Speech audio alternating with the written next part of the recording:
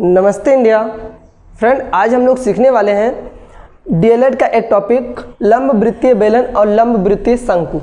ये किस तरह से बनाए जाते हैं, ठीक है, और इसका आयतन किस तरह से निकाला जाता है, इसकी संपूर्ण पृष्ठ क्या होता है और ये इसका जो कॉन्सेप्ट होता है, मतलब अवधारणा जो होती है वो क्या होता है, इसी के बारे में हम लोग सीखेंगे।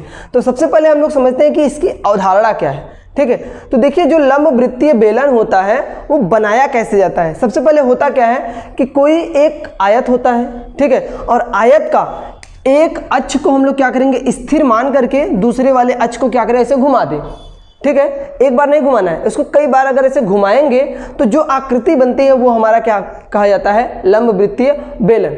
अब देखिए, अगर से मान लीजिए इसकी लंबाई L है और इसकी जो चौड़ाई थी वो क्या है B, हमने इसी को घुमाया, ठीक है। तो इसमें जो लंब वृत्तीय बेलन बनेगा वो कुछ इस शेप का बन जाएगा, ठीक है, कुछ इस शेप का बनेगा। अब देखिए, इसकी जो त्रिज्या होगी वो B के बराबर होगी, इसकी जो त्रिज्या होगी वो उसे हम लोग R से इंडिकेट करेंगे, और जो इसकी लंबाई होगी, आयत की जो लंबाई होगी वही बेलन की क्या बन जाएगी, ऊंचाई। इस तरह से ये क्या होगा, कन्वर्ट हो जाएगा। अब देखिए, अब नेक्स्ट हमें क्या निकालना, आयतन। अब आयतन सबसे पहले जान लीजिए होता क्या है कि इसके भीतर, जैसे ऐसे समझ लीजिए कि इसके भीतर जितना भी कोई भी मटेरियल भरा जाएगा तो जितना भी आएगा वो क्या बोला जाएगा, इसका आयतन। आयतन मतलब होता है कि जो कितनी जगह घेर रही है, इसके भीतर जितनी भी जगह वो घेरेगी उसी को हम लोग क्या बोलेंगे, आयतन बोलेंगे। अब उसको निकालेंगे कैसे, आयतन को देखिए V से इंडिकेट करते हैं। अगर हमें निकालना हुआ, वॉल्यूम बोला जाता है, अगर इसको निकालना हुआ तो देखिए इसके साथ क्या होता है, पाई r²h हो जाता है, ठीक है। ये इसका फार्मूला होता है, आयतन निकालने का जो फार्मूला होता है बेलन का वो क्या होता है, पाई r²h। जैसे गेस करिए कि मान लीजिए कि एक बेलन है जिसकी त्रिज्या कितनी है, 1 सेंटीमीटर है, ठीक है, और इसकी ऊंचाई कितनी है, ऊंचाई मान लीजिए 5 सेंटीमीटर है, क्लियर। अब अगर इससे इसका आयतन पूछ ले तो किस तरह से फाइंड करेंगे, तो हमें यहाँ पर क्या करना होगा, पाई का वैल्यू माइंड में रखिएगा। पाई का वैल्यू क्या होता है, 22/7 मतलब 22/7, ठीक है। तो यहाँ पर क्या रखना है, 22/7, और r का स्क्वायर मतलब 1 का स्क्वायर, दोनों सेंटीमीटर में है तो रहने दो, 1 का स्क्वायर करेंगे और यहाँ पर h कर देंगे, h का वैल्यू कितना है 5, तो आ जाएगा 22 पंजे अगर करेंगे तो कितना हो जाएगा, 5 दूना 10, 110 हमारा आएगा, और यहाँ पर अपॉन में क्या आएगा 7। एक का मल्टीप्लिकेशन कोई इफेक्ट नहीं पड़ता। अब इसका जो आयतन है, आयतन का जो यूनिट होता है ना, जो भी ये वैल्यू दिया है उसे हम लोग क्या कर देते हैं, क्यूब कर देते हैं। जैसे मीटर होता है तो मीटर क्यूब कर देते हैं, सेमी है तो सेमी क्यूब कर देते हैं। तो यहाँ पर सेमी ही दिया है तो हम लोग क्या करेंगे, सेमी क्यूब। तो ये हो गया इसका आयतन। तो आयतन निकलना बड़ा ही सिंपल होता है। नेक्स्ट बात आती है इसका क्या हमें निकलना है, संपूर्ण पृष्ठ। अभी हम लोग लंब वृत्तीय बेलन को सीख रहे हैं, अभी लंब वृत्तीय शंकु की बात करते हैं। तो देखिए, लंब वृत्तीय बेलन का अगर संपूर्ण पृष्ठ की बात की जाए तो समझ लीजिए एक बात, अब क्या कि संपूर्ण पृष्ठ की बात करेंगे तो सबसे पहले हम इन दोनों पृष्ठों की बात करेंगे और इन दोनों पृष्ठों की भी बात करेंगे। पूरे को क्या करते हैं, ऐड कर देते हैं। तो कैसे निकलता है ये देखिए, सबसे पहले इसका अगर हमें एरिया फाइंड करना हुआ, संपूर्ण पृष्ठ, ठीक है, तो क्या हो जाएगा, पाई r²। देखिए हम लोग क्या निकालने वाले हैं, संपूर्ण पृष्ठ, तो इसका कितना हो जाएगा, पाई r², ठीक है। और इसके लिए क्या हो जाएगा, इसके लिए भी पाई r², ठीक है। और अगर वक्र पृष्ठ की बात करें, समझिए ये जो घूमा हुआ है ना, ये जो घूमा हुआ है इस तरह से कुछ, वो क्या बोला जाता है, वक्र पृष्ठ। तो वक्र पृष्ठ होता है 2π RH, 2π RH। अब अगर ध्यान से देखेंगे ये दोनों चीज़ें सेम है तो हो जाएगा 2π r² और प्लस में 2π RH। अब अगर इसमें से कॉमन हमें मिलना है, देखें क्या क्या चीज़ें बाहर निकाल सकते हैं, देखेंगे दोनों में है वो निकल जाएगा, पाई भी निकल जाएगा, और r यहाँ 2 ठो, यहाँ एक को r भी निकल जाएगा। तो हम लोग क्या करते हैं, 2π r को बाहर निकाल लेते हैं, यहाँ बचता है r और यहाँ पर होता है h। तो ये हो जाता है इसका संपूर्ण पृष्ठ, ठीक है। तो बेलन का जो संपूर्ण पृष्ठ होता है वो ये हो जाता है। अब मान लीजिए इसी बेलन का हमें संपूर्ण पृष्ठ फाइंड करना हुआ तो हम लोग क्या करेंगे, यही वाला फार्मूला अप्लाई करेंगे।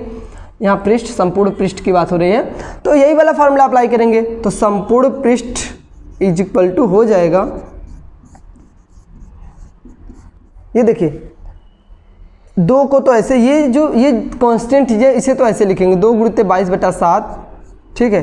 अब r का वैल्यू है, r का वैल्यू कितना है 1, तो यहाँ पर लिखेंगे 1 प्लस में सॉरी प्लस नहीं, यहाँ पर ब्रैकेट है, उसके बाद r प्लस एच, मतलब इन दोनों को जोड़ करके क्या करना है, उसमें राइट कर देना है। इन दोनों को अगर जोड़ करके राइट करेंगे तो क्या मिलेगा 1 + 5, इट मीन्स दैट यहाँ से हो जाएगा 22 × 44 अपॉन में 7 और इंटू क्या हो जाएगा 6 आएगा, 6 का गुणा 1 में करेंगे तो 6 रहेगा।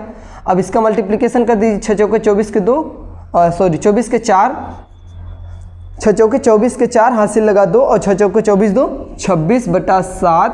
अब देखिए ये सेमी है। अब संपूर्ण पृष्ठ का जो यूनिट होता है वो होता है सेमी स्क्वायर, ठीक है। तो इस तरह से क्या करते हैं हम लोग लंबवृत्तीय बेलन को आयतन और संपूर्ण पृष्ठ को आसानी से फाइंड कर पाएंगे। और इसकी अवधारणा को तो आप समझ चुके हैं, किसी भी आयत को एक अक्ष को स्थिर मान करके दूसरा अक्ष घुमा दिया जाए तो हमारा क्या बन जाता है, लंबवृत्तीय बेलन।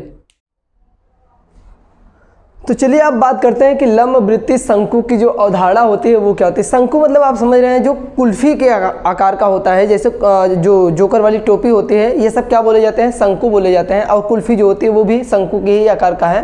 तो सबसे पहले हम इसकी अवधारणा को समझते हैं। तो देखिए ये किस तरह से बनाया जाता है। इसके लिए क्या होता है कि एक राइट एंगल ट्रायंगल होता है, ठीक है।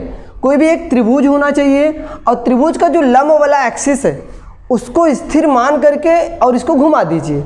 तो बार बार घुमाने के बाद जो आकृति बनेगी वो हमारा बनता है लंबवृत्तीय शंकु। अब देखिए जो इसकी लंबाई होगी वो हमारा शंकु कुछ इस आकृति का बन जाएगा घुमाने के बाद, ठीक है, कुछ इस आकृति का।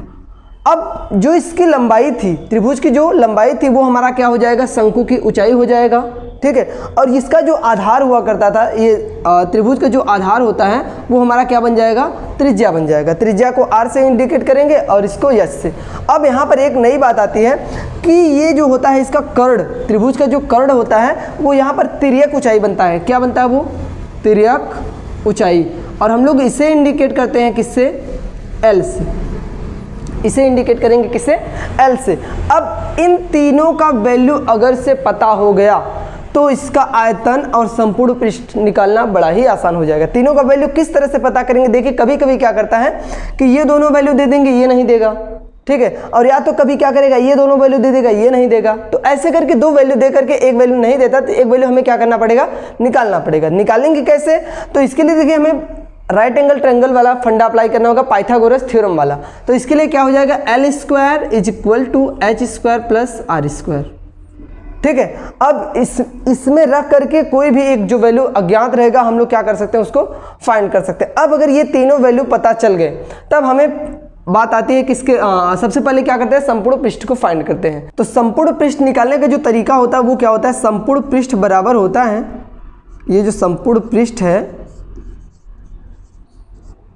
इसके बराबर होता है इसका तिर्यक पृष्ठ। ये जो तिर्यक है वो भी निकाल लिया जाए और ये जो वृत्त का क्षेत्र, नीचे वृत्त बन रहा है उसका क्षेत्रफल निकाल के दोनों को ऐड कर दिया जाए तो क्या बन जाता है, वो संपूर्ण पृष्ठ बन जाता है। तो इसके लिए क्या हो जाता है, कभी वक्र पृष्ठ की अगर बात की जाए तो क्या होता है, πRL, ठीक है। ये क्या होता है, इसका वक्र पृष्ठ। केवल अगर इतने भाग की बात की जा रही है तो क्या निकालेंगे, πRL।